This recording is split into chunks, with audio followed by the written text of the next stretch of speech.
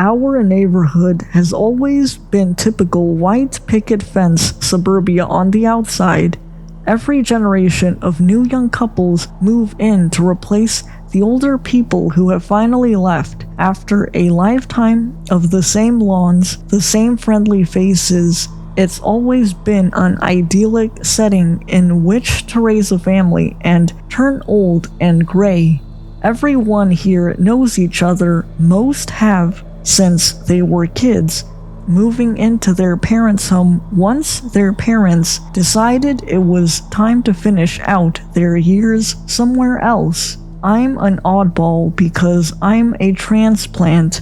None of my family has ever been able to afford the houses in this area. I'd always driven by with my mom in her beat-up station wagon, ogling the beautiful homes, meticulously landscaped lawns, and lush green trees. I grew up and was the first in my family to go to college.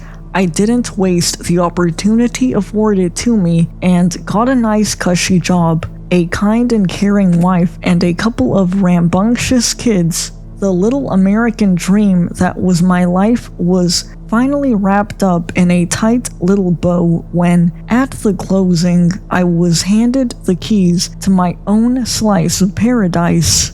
We'd only been here for a week when I realized just how odd my neighbors were. At first, I just thought it was because I was a stranger infiltrating their bubble, but the bubble itself seems to have burst altogether.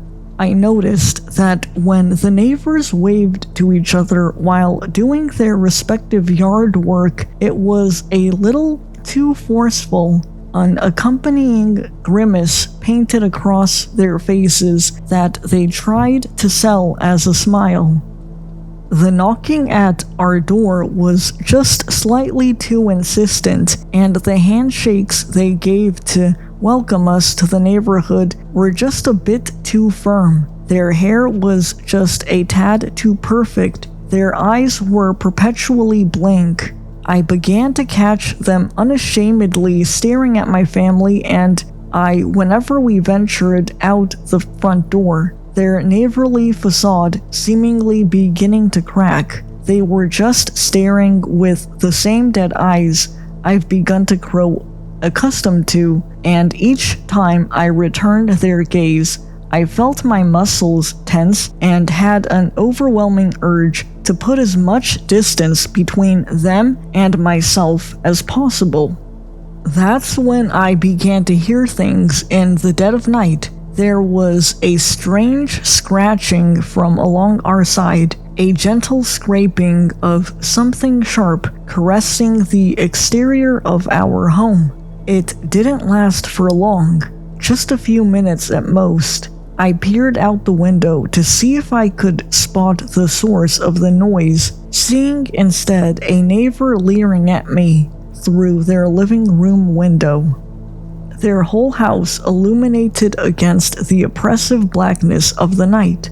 In the morning, I inspected the perimeter of my home and found nothing out of place. There were no footprints in the mulch, no marks on the siding. There were no trees with branches close enough to the house to make that noise. I shrugged it off as best I could, but all through work that day the mystery lingered in the back of my mind. The next night, the scratching returned. I peeked again and found no culprit, but did find 3 lit-up houses and 3 neighbors, the original and 2 more, staring in the direction of my home. The next day, I called out of work. When the first neighbor emerged to do his daily weeding, I made my way over to him, knowing I needed to see if he'd let me in on what's going on. As I approached, he affixed his unnerving smile and shouted, "Howdy, neighbor." "Hi, Steve," I replied, attempting to return his smile. "How you doing?" he asked me as I noticed that he'd gone an unnaturally long time without blinking. I'm okay, thanks. I wanted to ask if you'd seen anything in my yard the past couple nights. For the first time since moving here, I saw a flicker of something in one of these robo-people's eyes, and that something was clearly fear. Steve paused a moment before saying, "He's been outside your house. We've been keeping an eye out for you, though he doesn't like the light." "Who is he, and what have you been watching for?" Steve's eyes glazed over again before he said, "I think I hear Marcia calling me. Good to see you, Cal." And he did a 180 turn before marching away. That night, there was no scratching. I looked out the window, and Steve's window were as dark as the night was black. 5 other houses on the street stood illuminated, with their occupants gazing directly at his house. I returned to bed and drifted into an uneasy sleep. I awoke to screaming, loud and shrill, coming from the direction of Steve's. I hurried to the window and saw Marcia out in the yard, sprinting and shrieking, bathrobe whipping in the wind. I felt the sweat begin to erupt through my palms and heard my wife stir behind me. "What's going on?" she asked, rubbing the sleep from her eyes. I ignored her. I stood rooted to the spot, watching Marcia as she continued to run down the street before a hulking figure that had been lurking in the shadows rushed her. She was caught and hurtled into the air, her cries ceasing immediately as she was dropped to the pavement where she laid unmoving. The figure turned to me before slinking back into the darkness. All I could do was stare with the same blank eyes my neighbors had. "Go turn on all the lights," I told my wife. Hello. I really didn't want to bother anyone with this, but I feel like I have to tell someone or else I am going to go crazy. I guess I'll just start from the beginning. My name is Alex. I moved to a small town in Indiana to take a job that I got offered out of college. I felt really lucky to be getting this opportunity, since this is somewhere that I had only dreamed of working. It was an 18-hour drive from Florida to here, but it wasn't too bad, since I had my stepdad with me to keep me company along the way. Once we arrived, I unpacked the truck that had been holding the contents of the past 20 years of my life. It was kind of depressing, feeling like my existence had been dwarfed into meaningless belongings. Nevertheless, I set up my room, which was quite a bit larger than the one that I was living in at my parents' house in Florida. It was nice. For the first time in my life, I felt like I was truly an adult. My roommate, who was a friend of mine from college, who also got the job, had brought his girlfriend along with him. I didn't talk to her much since we weren't too familiar with each other. When I did, it was usually about who would be taking out the trash or to show me some video that she had found. This is why I found it jarring when she pulled me aside with a very serious look on her face to tell me something. "The neighbors are watching." Her tone made it clear that she was not joking. "Yeah, probably. We are the new neighbors," I said, disregarding the momentary fear that ran through my body. "No, like, they are watching through the window." The neighbor that she was referring to has a screened-in porch on the front of their house that can see directly into one of our windows. He set up a chair, he pointed it towards the window and everything.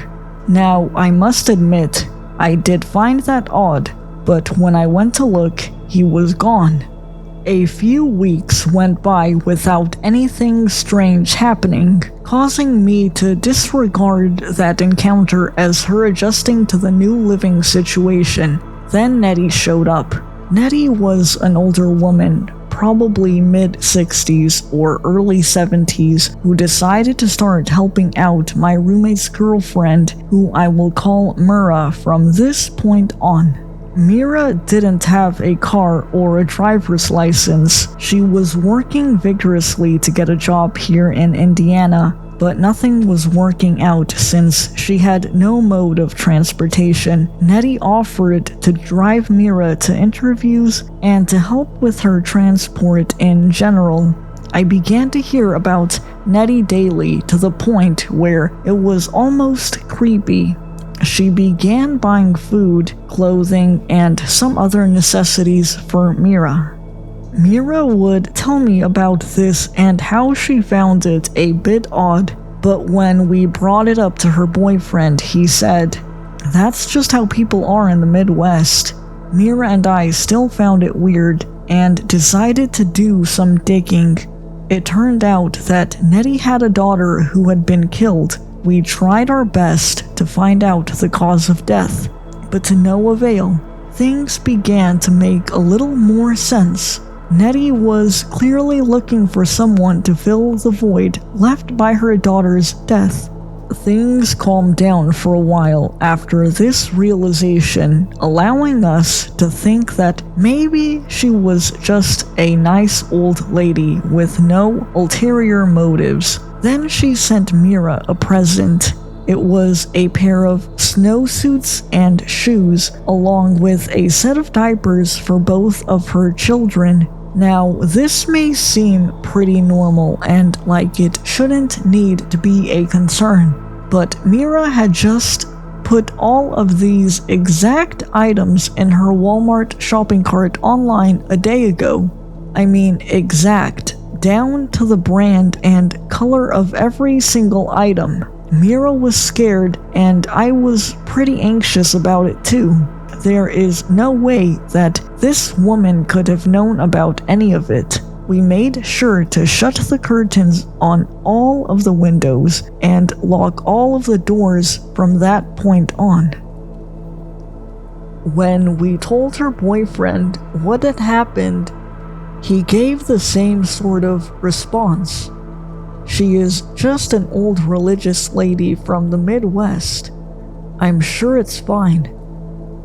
We gave up on his help. About a month had gone by since that incident, and nothing else really strange had happened. I went to work, played video games, and worked on some music to pass the time. I was living a pretty monotonous life, but I enjoyed it. After the move, it was nice to finally be settled into my new life. This is around the time that I saw him for the first time, the neighbor that had been watching through the window. He was a large man with stubble and short hair that wore jeans, an old button shirt, and boots.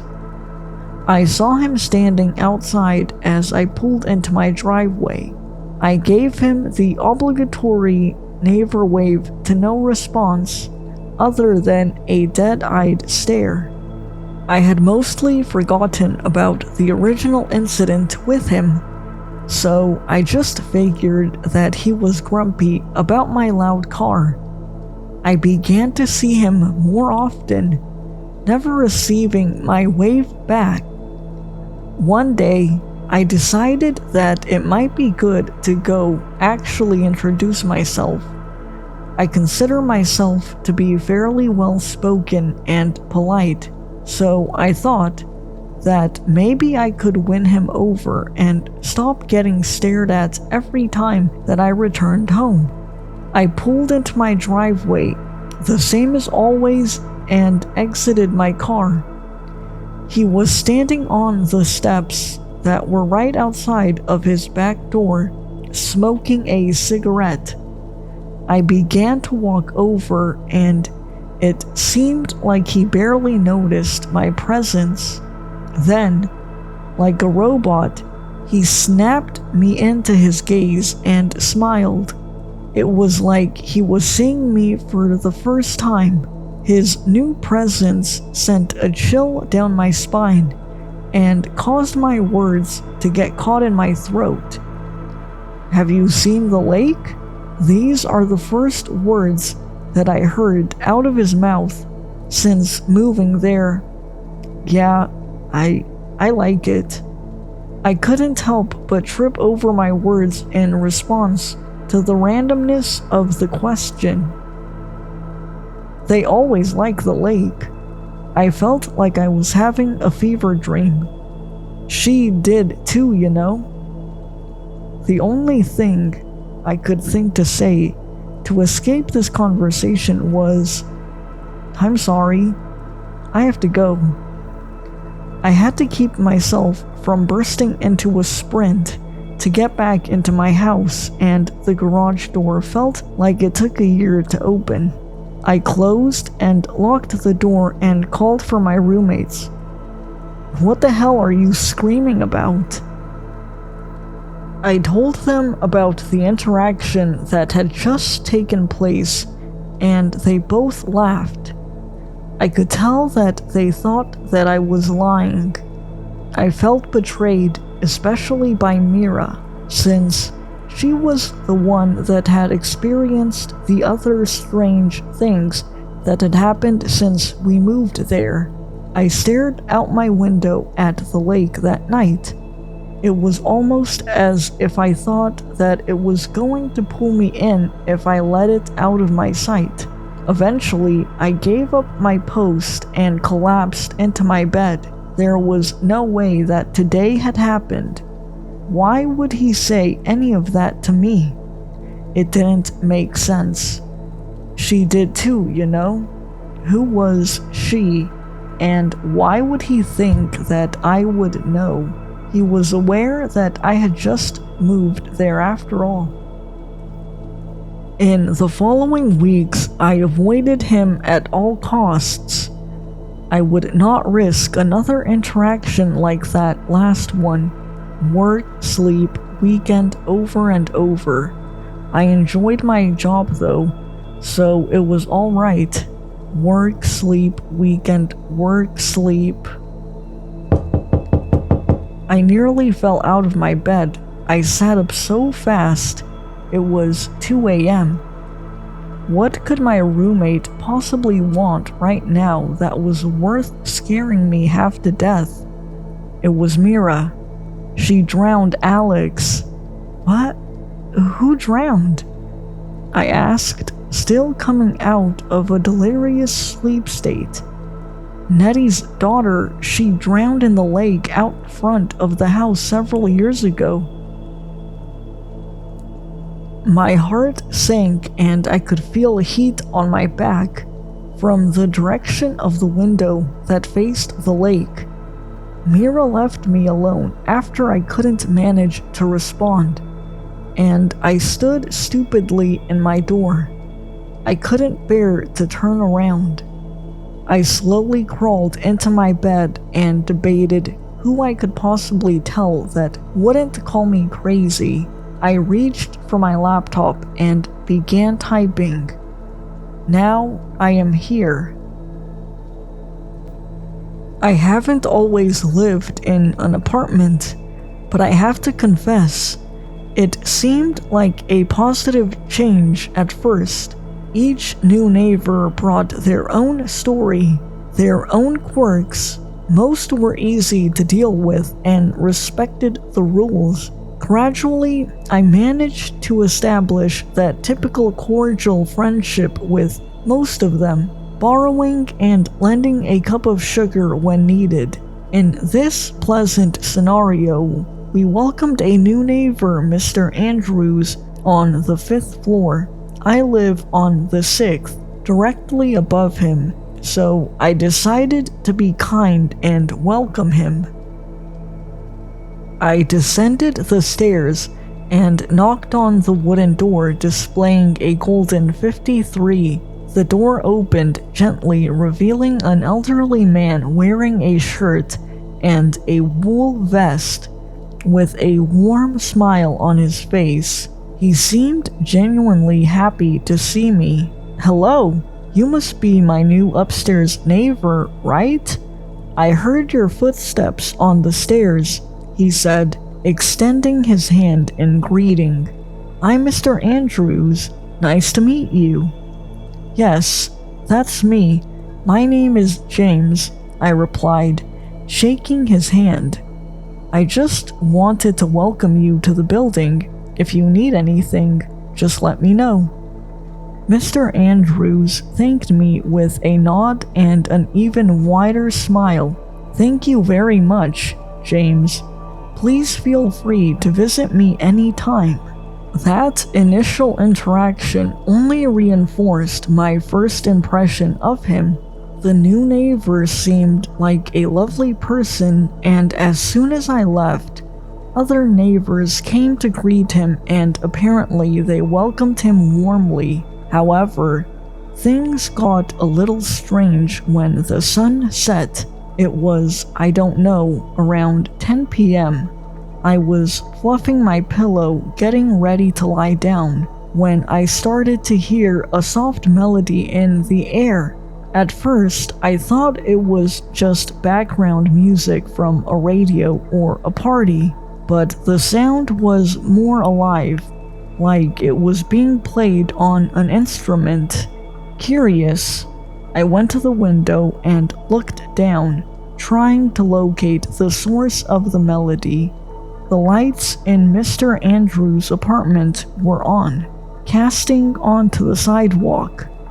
Through this, I could see his solitary shadow sitting, fingers dancing over keys of what I logically assumed to be a piano. This is strange. Does he not know what time it is? I thought to myself. Well, maybe it's a hobby he didn't have time to practice during the day because of the neighbor's performances. I hope he doesn't stay up too late. I decided to ignore it and try to sleep. Surprisingly, although I thought it would be difficult given the noise, the melody ended up lulling me into a pleasant trance, leading me into a well-rested sleep as the notes echoed through the hallways. The melody became a constant presence in the following nights. As the days passed, I grew accustomed to the comforting sound and even found myself eagerly anticipating Mr. Andrews' nightly serenade. However, one night, the music started as usual, but as I was about to fall asleep, it turned into a cacophony, a threatening tune that jolted me awake. I got out of bed, listening to the distorted and dissonant sounds echoing while covering my ears. It went on like that for about 15 minutes until it returned to the pleasant rhythm before. That's when it began. The next day, I went to return a tool I had borrowed from my neighbor on the same floor, Philip. I arrived at his door and knocked. I waited and nothing. I called out a few times, but there was no response. I went downstairs and asked the doorman if he had seen Philip leave that morning, but he said no. I started to worry because Philip was the homebody type. He didn't get out much. 3 days passed before the police came and officially registered his disappearance. Unease began to spread throughout the building. Residents exchanged nervous glances in the hallways, whispered to each other about what might have happened. Some mentioned debts he had. Others, a possible affair he might have run away with. Some even talked about murder. I couldn't stop thinking about it myself. But it wasn't until the 5th night after his disappearance that I began to connect the dots. I was taking longer than usual to fall asleep, even with the melodic song from my nightly pianist. Lately, he played a more melancholic tune. I suppose he was also worried about Philip and expressed it in his music. When I finally closed my eyes, it happened again. The melody started to distort, to turn into something sinister, as if it were a warning, a dark omen of what was to come. My heart raced as I heard the dissonant sounds echoing through the corridors, penetrating my mind like sharp claws. I tried to ignore it, but the feeling of unease only grew until it finally ceased. Not just the noise, but even the music. A deep silence settled in. Not even the sound of car wheels rolling on the asphalt could be heard. The silence was deafening, heavy, as if the building itself was holding its breath. For no apparent reason, a moment of fear dawned upon me. I felt a chill down my spine as if I were in danger, being watched. I don't remember exactly when, but amidst this jumble of emotions, I ended up falling asleep, a confused, dreamless sleep. The next morning came with a heavy and tense atmosphere in the building. The murmurs of cars were there on the street, but the building itself remained silent. No noise of doors, footsteps, or anything of the sort. I left home seeing the lights off, descending with the strange feeling of loneliness and discomfort, almost like a liminal space. The hairs on my neck stood up with each flight of stairs. I think the scariest thing about this kind of emptiness is imagining that something or someone might appear, breaking the solitude partially, still taking advantage of it since there would be no one to help you. I arrived at the entrance and saw Jack, the doorman, sitting reading a newspaper. "Hey, it's good to see there's another living soul here," I commented sarcastically. He seemed startled when he saw me. "James, what's going on? Is it a surprise party or something?" "I don't know either. You're the first person I've encountered. It's deserted up there." "That's strange. It's been like that since I arrived this morning. Did you check the other apartments?" "No, I haven't checked," I said, trailing off at the end. I don't want to be alarmist, but I remember reading a news article once about a dangerous gas leak in a building, and people died. I know you sleep with your windows open, but I think most people here close theirs. He seemed a bit alarmed. "That's worrisome," I replied, trying to remain calm. "Do you want to check the others?" Jack agreed, and we hurried up the stairs, each on a different floor, knocking on every door and calling out to the residents. But there was no response. The hallways were silent and empty. When I was on the 4th floor, however, I heard a creaking door. In response to one of Jack's knocks and a sweet familiar voice, "Hello, Jack?" Mr. Andrews' words echoed through the empty rooms. "Mr. Andrews, good morning, sir. Are you okay?"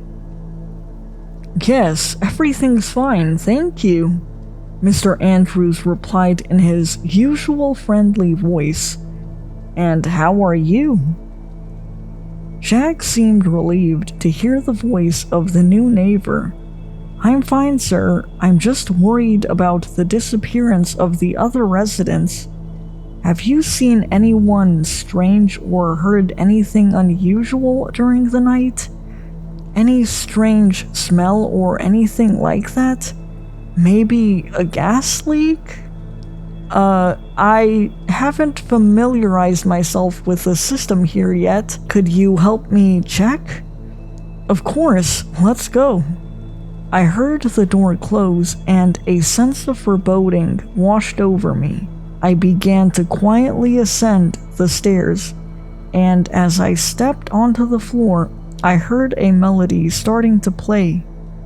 I ran to the door, about to knock, but I stopped, crouched down, and decided to look through the keyhole. The scene on the other side was strange. This time, the window was closed, the room dark, illuminated only by a yellow lamp. Jack was sitting, having tea on the sofa while Andrews, his back to him, played the piano calmly. The melody was hypnotizing, and I couldn't stop looking. Jack didn't even sip his tea. He was petrified, as if he were reveling in the music. The melody raced, accelerating the tempo more and more. The old man's fingers danced at a surprising speed, hammering the keys with skill until, as before, it erupted into a cacophony of heavy blows on the keys. My body spasmed, and then I saw it. Emerging from behind the sofa, a large, dark mass, slowly materializing. It seemed to twist and undulate as the music reached its distorted climax. Large things resembling black tentacles emerged from its core. My heart raced as I realized the appendages were moving towards Jack, who remained motionless on the sofa, completely unaware of the danger approaching. I knew I needed to do something, but my muscles were tense, my body petrified by the horrifying sight before my eyes. That thing then grabbed him, coiling around his face. I could see him screaming, but it was muffled by the heavy strikes of Andrew's hand on the piano keys. Soon, more began to coil around him, around his arms and legs, starting to squeeze, exerting a force that caused his bones to snap. Bent at impossible and incredibly painful angles just to look at, I choked, my mouth trembling uncontrollably. I couldn't speak, run, or even breathe in the face of that horror. Finally, those horrible arms retreated back to wherever they came from, each one taking with it the part of the body it held. Jack's body shattered into a dense and generous torrent of blood on the carpet, his limbs being drawn into the dark mass. When I thought it was enough, a huge tongue emerged from there, passing over the red-stained surface. It trembled almost in ecstasy as it cleaned the surface before retracting again and disappearing completely. Mr. Andrew hadn't moved until then. He continued to play and suddenly stopped his noise, letting silence reclaim its lost territory. I almost vomited. I needed to get out of there immediately. I descended the staircase to the entrance, but to my bad luck and despair, the door was locked. The doorman's key didn't work, nor did mine. I took desperate measures and started kicking, throwing my weight and trying to break through that structure, but it was in vain. It seemed like a wall. My noise, however, served to attract unwanted attention. I heard the creaking noise of a wooden door, one that I know had a golden 53 on its frame, and slow, leisurely steps in the corridor, then on the stairs, getting closer and closer. With little choice, I entered the elevator, pressing the 5th button more times than necessary. The noise was now close, right above me, and as the doors were closing, I could vaguely see the silhouette of that damned pianist emerging. I grew impatient as the numbers went up on the display. Had he seen me? Well, he certainly had seen the elevator, but did he know it was me? Did he know which floor I was coming to? The elevator doors finally opened on the 5th floor, and I rushed out, looking at the staircase to make sure Mr. Andrews hadn't followed. The corridor was empty and silent, no sound of footsteps. With quick steps, I headed to my apartment, locking the door softly behind me. I grabbed my phone to call, but it's out of service. It seems like the line was cut, and to make matters worse, there's no cell signal. I sent messages to some friends online, but they always fail to send. About 5 minutes ago, I heard footsteps in the hallway, echoing, getting closer until they stopped. I just got up to peek, and I could see through the peephole the figure standing still of Andrews at my door.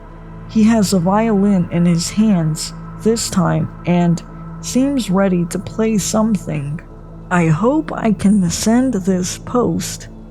I hope this works. I just want to ask for help, to try to understand what the hell this is.